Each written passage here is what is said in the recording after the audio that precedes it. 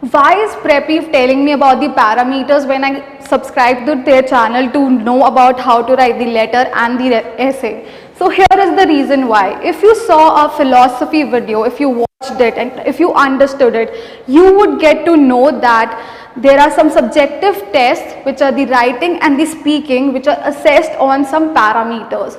These are those parameters on which you are assessed, and these are the parameters which you will have to fulfill to get the desired band score.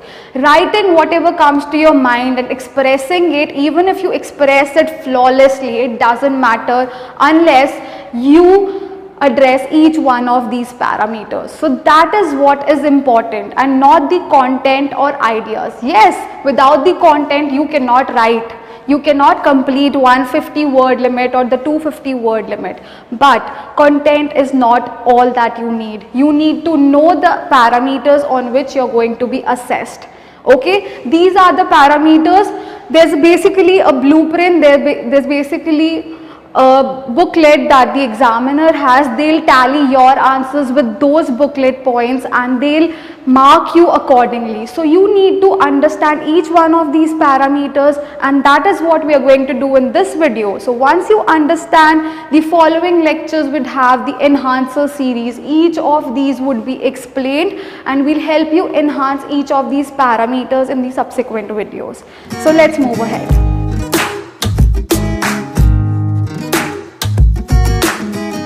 The first parameter on which your writing is assessed, we are talking particularly about the writing today. Speaking would be dealt later on.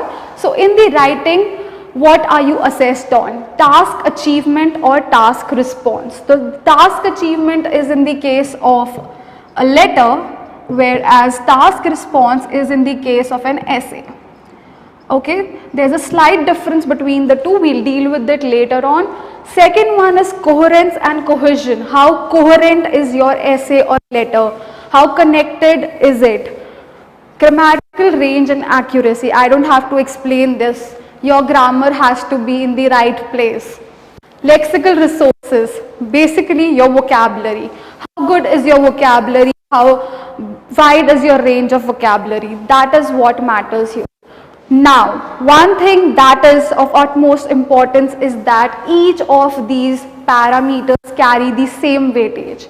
So, each of them has a weightage of 25%. So, you cannot dare to ignore any one of them. Even if you achieve the task at hand. For example, the letter has 3 bullet points. You have addressed all the 3 bullet points, but you have ignored the lexical resources, for example.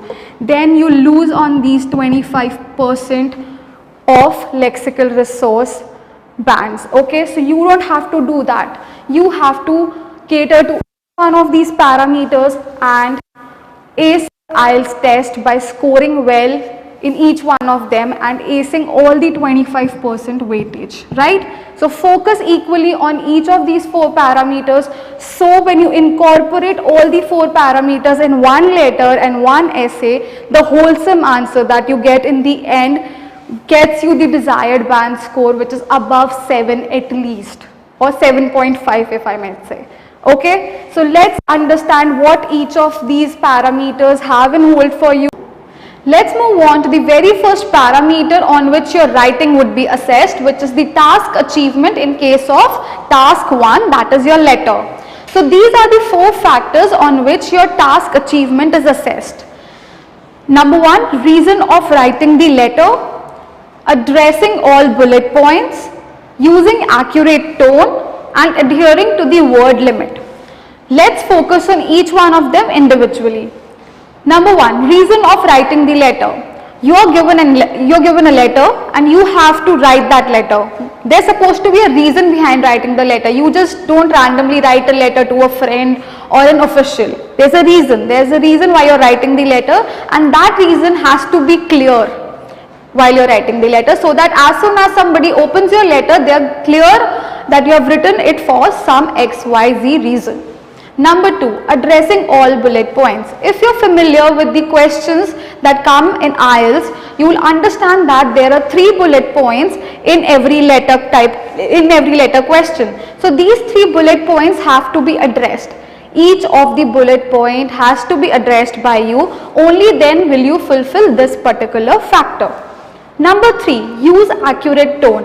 As we all know, there are 3 types of letters, which are formal, semi-formal and informal. So all these 3 letters have a different tone. While you are writing a formal letter to an official, you use formal language. You don't use friendly or casual language as you do with a friend in case of an informal letter. So you need to be very particular about the usage of your tone. Okay, so it has to be accurate in nature. Then adhere to the word limit. So your letters are supposed to be 150 words. It has to comprise of 150 words at least. So you have to write at least 150 words, only then will you be scored good in your task achievement parameter. Writing even one word less than 150 words would cause you a penalty, which we do not want, right? So focus on writing more than 150 words, but manage to end your letter by 160 or at the most 170 words. Okay, so let's recap. We have to write the reason of writing the letter, address all the 3 bullet points that are mentioned in the letter question, and use accurate tone as per the type of letter we are writing, and ultimately write more than 150 words. I repeat, this is the silliest mistake that you can make on your writing test, which is not adhering to the word limit. So adhere to the word limit, write at least 150 words.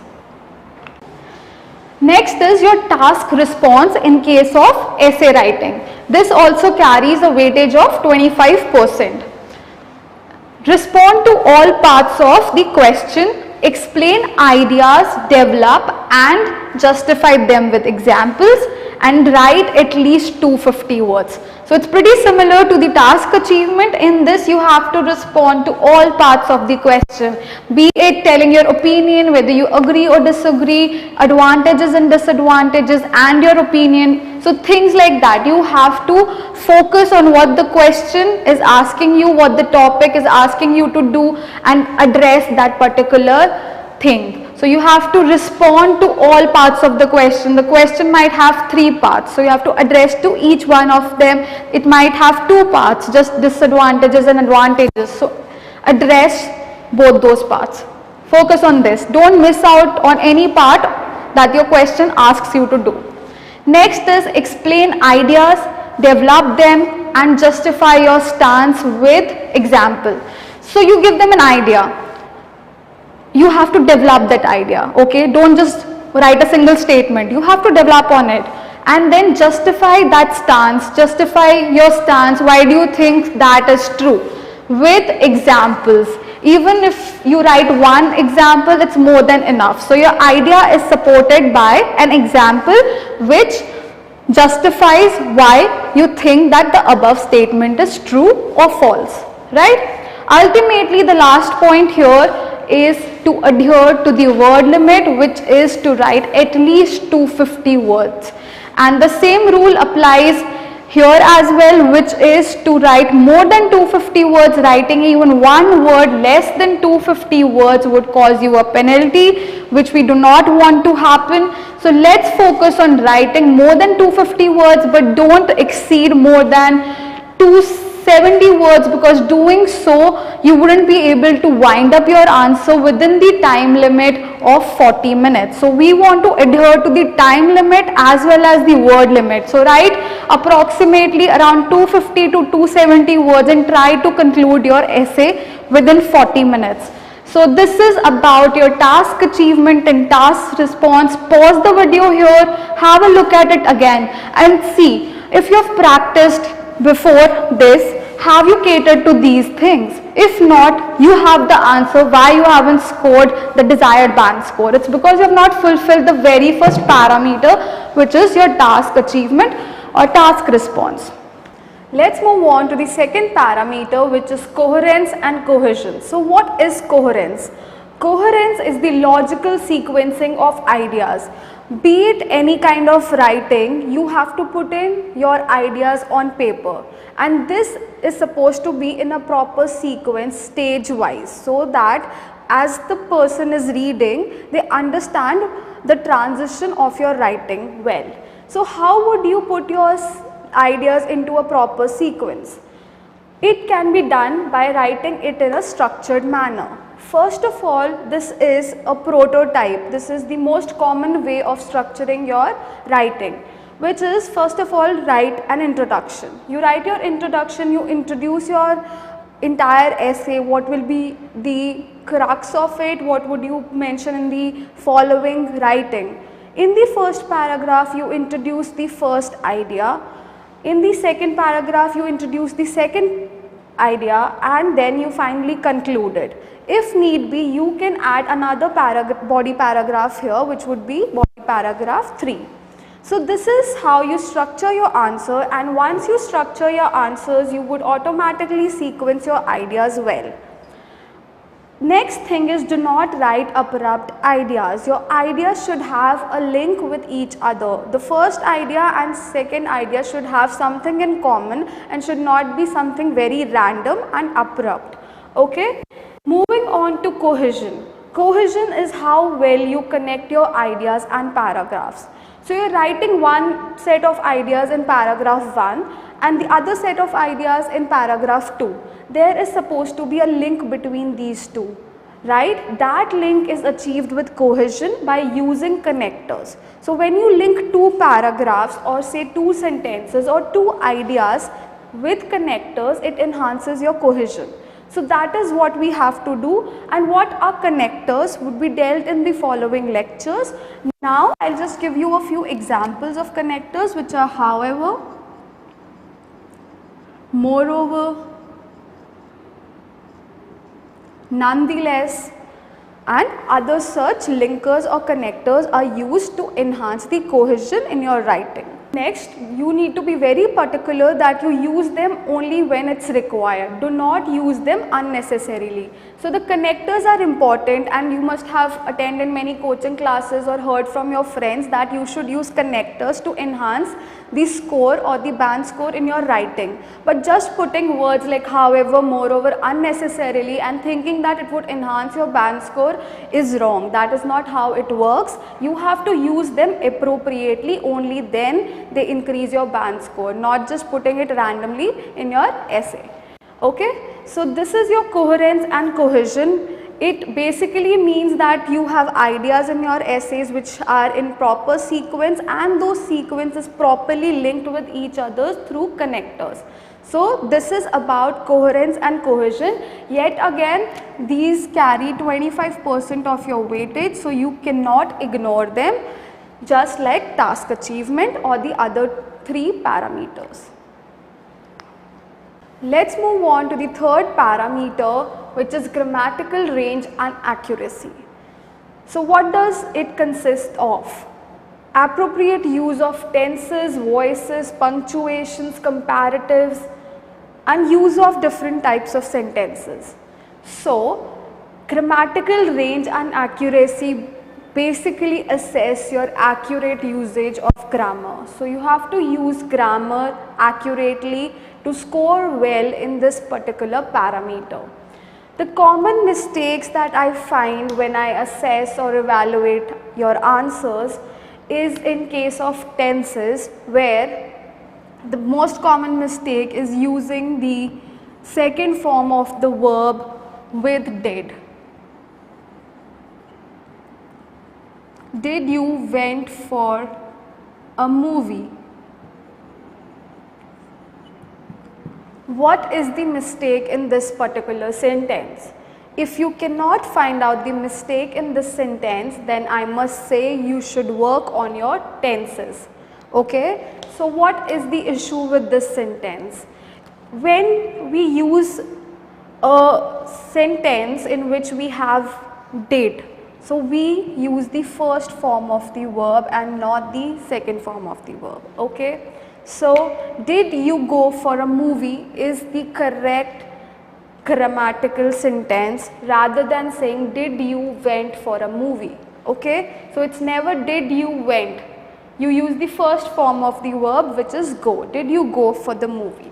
Okay? So avoid making such silly mistakes when it comes to tenses. What about voices? There are voices are of two types, active and passive. Okay.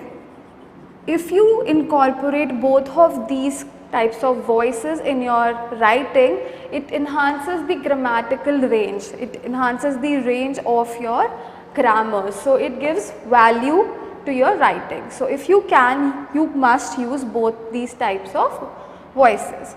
Coming to punctuations. Punctuations, what are punctuations? Full stop, commas, semicolon, colon, these are punctuations. What is the significance of these tiny symbols? They might seem very tiny and might seem irrelevant, but when it comes to their usage in English language, they can change the meaning of the entire sentence if they are used at the wrong place. Full stop means a sentence is ending somewhere, okay? After you complete a sentence, you put a full stop.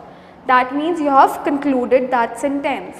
When it comes to comma, that means your sentence has not ended yet, but you have taken a pause. So comma basically is a pause in your sentence. You have taken a pause, okay? So if you use a full stop instead of a comma, it would change the meaning of the entire sentence. So you have to be very careful while using punctuations. Use them at relevant places. Don't use them unnecessarily, and don't even miss out on them, because if you miss out on them, it might change the meaning of the sentence. Comparatives. What are comparatives? Comparatives are the words that are used to compare nouns. For example, tall, taller, tallest. These are called comparative words. So he is taller than me. Okay, so taller here compares two people. So one is taller than the other. He is the tallest of them all. So he is the tallest among all the people. So that means we are comparing nouns here. Ultimately, to enhance your band score in this particular parameter, which is grammatical range and accuracy, you have to use different types of sentences. If you use a combination of complex and simple sentences, it will add value to your answer. There are different types of sentences. The ones which are simple, just there is a one fact stated in the sentence, they are called simple sentences. Then we have exclamatory sentences which end with an exclamation mark, and then we have interrogative, and interrogative sentences are the ones which end with a question mark, and then we have complex sentences. Okay, so these are the different kinds of sentences which we can use in our essays as well as our letters. So summing it up, if you incorporate all these factors in your parameters, you would score a perfect 25% in this particular parameter. I hope I am clear. So let's move on to the next parameter. Let's move on to the very last parameter on which your writing is assessed, which is the lexical resources. The lexical resources have 4 factors under it, which are vocabulary, spellings, use of appropriate collocations, and use of accurate tone. Let's deal with each one of them individually. So first of all, vocabulary. You just have task 1 and task 2 in your writing, which is 150 words plus 250 words, to showcase the wide range of vocabulary that you have. So utilize this limited word limit to showcase as much range as you can in case of your vocabulary. Use synonyms. Try to avoid using repetitive words. Change your words. Do not use the same words again and again. Okay, so replace common words with uncommon and impressive and different words. Okay, next, coming to spellings. Your spellings should be correct. Do not make silly mistakes. One very common spelling mistake is grammar. What is the spelling of grammar? G-R-A-M-M-E-R. No, it's not E here, it's an A. Okay, so make sure you don't make such silly mistakes. When it comes to use of appropriate collocations, collocations are basically the use of the right verb with a noun. For example, you don't give an exam, you take an exam. So, giving an exam is a wrong sentence. You instead take an exam or taking an exam. So what do you say? I took my IELTS test yesterday, instead of saying that I gave my IELTS test yesterday. Okay? So make sure you don't make such mistakes in your collocations. Collocations, another example of collocations would be there is heavy traffic. Okay? You don't say there is hard traffic or there is too much traffic. You use heavy traffic. You need to use an appropriate verb with the noun, which is traffic. Okay? Next is the use of accurate tone. In all your writings except for the informal letter, you have to use formal tone and a formal language. So the usage of words should be formal in nature except for in your informal letter. So be it any kind of essay, your formal letter or your semi-formal letter, you must not use casual and friendly language. You should use formal tone. Okay, that's about it with the lexical resources. Your vocabulary is very important. None of your examiners would be happy to see silly spelling mistakes in your writing. So make sure your spellings are also right. Collocations should be appropriate and should be thought after when you are writing your answers, and ultimately your tone should be right. You cannot talk in a friendly manner to a manager, and you cannot be very formal with your friends. So you need to make sure that you are informal in case of an informal letter, but you are formal in all the other writing tasks. Now that we have dealt with all the 4 parameters, let's understand the importance of these parameters through an example. So consider your IELTS examiner or the one who evaluates your writing to be a doctor. Okay? Let's associate that he or she is a doctor. Now when you go to a doctor and ask them to check your health, does the doctor immediately say after seeing your face that you're healthy? They don't do that. Similarly, your IELTS examiner wouldn't just look at your answer and say that this should be given 8 bands, right? There are some parameters on which the doctor will evaluate you. Similarly, there are some parameters on which your IELTS examiner will evaluate your writing. The doctor evaluates you based on your blood test, your urine test or other such tests, and then gives the report whether you're healthy or not. Similarly, in case of IELTS, the IELTS examiner assesses you on these 4 parameters: your task achievement, your coherence and cohesion, grammatical range and accuracy, and lastly your lexical resources. So these are the parameters, or the scorecard you get on these parameters decides whether you will get a good band score above 7 or 8, or would you get something below that. So this is how they will decide whether you have a healthy English or not. So you have to understand that the IELTS examiner is looking at these parameters while they are assessing your answers. So if you don't give them value on these particular parameters, if you don't provide them with vocabularies, proper spellings, collocations or accurate tone, for example in case of lexical resources, you would sound unhealthy in this parameter. So make sure you give them what they want, what they are looking for. If your IELTS examiner is looking for task achievement, provide them with task achievement. Okay, so understand that each of these 4 parameters carry equal weightage, which is 25%. So value each one of them equally, cater to each of the requirements of these parameters, and I guarantee you that the IELTS examiner would not be able to reduce even a single mark of yours. So focus on it. Okay, these are the parameters, and now let's come to how we will help you at PrepEve. Now that you have understood parameters matter, we will help you enhance each of these parameters. We will come up with an enhancer series for each of these parameters. From tomorrow, we will begin with the task achievement enhancer series, in which we will help you out understand how can you address each of the tasks that is to be addressed to score good bands in case of task achievement. We'll help you do that in form of 3 letters. We'll take all the 3 types of letters, which is formal, informal and semi-formal, help you out deal with the tasks of each one of them and score good when it comes to task achievement. So first we'll pick the very first parameter, then we'll come to the second, third and fourth parameter in the subsequent series, and with examples. Everything is practical in our course. So with examples, we'll help you understand each of the parameters, and with those examples practically you'll understand how do you address each of the factors under those parameters. For example, if I take, since this is already written, I'll just give you the example of lexical resources.